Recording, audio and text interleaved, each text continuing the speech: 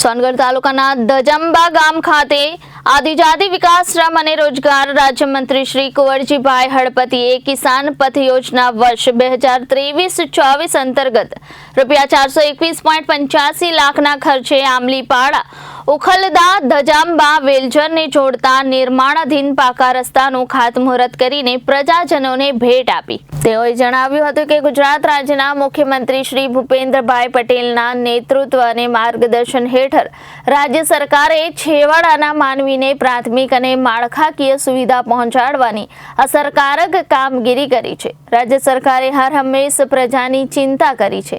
મંત્રી શ્રી હળપતિએ ઉમેર્યું કે ગરીબ મધ્યમ વર્ગીય કુટુંબ, યુવાનો, મહિલાઓ તેમજ ખેડૂતોની સુખાકારી અને સમૃદ્ધિ માટે ચૂંટાયેલા જનપ્રતિનિધિઓની ભૂમિકા ખૂબ જ મહત્વની હોય છે। વધુમાં મંત્રીશ્રીએ પ્રજાના પ્રશ્નોને વાચા આપવા તેમજ નાગરિકોમાં વધુમાં વધુ બહેતર સુવિધા ઉપલબ્ધ કરાવવાની સુદૃઢ પ્રતિબદ્ધતા દાખવી હતી। ઉલ્લેખનીય છે કે નવીન પાકો રસ્તો તૈયાર થયા બાદ અંદાજિત 24,000 જેટલા ગ્રામજનોને આ રસ્તાનો લાભ મળશે। શાળા કોલેજે જતા વિદ્યાર્થીઓ, ખેત પેદાશો માટે અવરજવર કરતા તથા રોજિંદા નોકરી ધંધાર્થે જતા લોકોને તેમજ એમ્બ્યુલન્સ સુવિધા માટે આ રસ્તો ખૂબ જ લાભદાયી નીવડશે।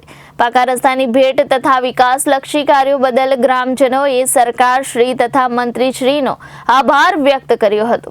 તાપી જિલ્લા માર્ગ અને મકાન વિભાગ પંચાયત અંતર્ગત તૈયાર થનાર આ નવીન ડામર રોડથી ડુમડા, આમલીપાડા, કેલાઈ, ઝાડપાટા, ઉખલદા, ધજાંબા, વેલઝર, સિસોર, ધાસિયા મેડા, પાંચપીપળા, વાજરડા, વાઘનેરા, વેકુર, જમાપુરના ગ્રામજનોને અવરજવર માટે મહત્વપૂર્ણ સાબિત થશે। ખાતમુહૂર્ત કાર્યક્રમમાં સોનગઢ તાલુકાના સંગઠનના હોદ્દેદારો, તાલુકા વિકાસ અધિકારી શ્રી દજાંબા, સિસોર સહિત આસપાસના ગામના સરપંચશ્રીઓ, નાયબ કાર્યપાલક ઇજનેર શ્રી વિશાલભાઈ ગામિત, વહીવટીતંત્રના કર્મીઓ તેમજ ગ્રામજનો ઉપસ્થિત રહ્યા હતા। આજે દજાંબા મુકામે વેલઝર, દજાંબા, ઉખલદા, આમલીપાડાનો રસ્તો 4,21,85,000નો મંજૂર કરવામાં આવ્યો હતો। એનું ખાતમુહૂર્ત આજરોજ અહીંથી કરવામાં આવેલ છે।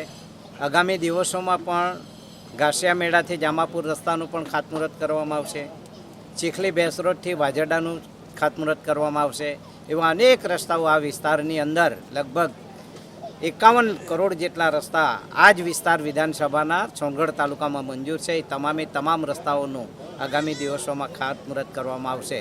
આજે અહીં તમે બધાએ જોયું છે તો સારી એવી મોટી સંખ્યામાં લોકો ઉપસ્થિત રહ્યા। એ બદલ એમનો પણ હું ખૂબ ખૂબ આભાર માનું છું। આવનારા દિવસોમાં સાથ અને સહકાર મળે। તાલુકા પંચાયત, જિલ્લા પંચાયતમાં પણ મારી નીમ છે કે સોનગઢ તાલુકા પંચાયત એક ભારતીય જનતા પાર્ટીની બને એ રીતે અમે આગામી દિશામાં આગળ વધી રહ્યા છીએ।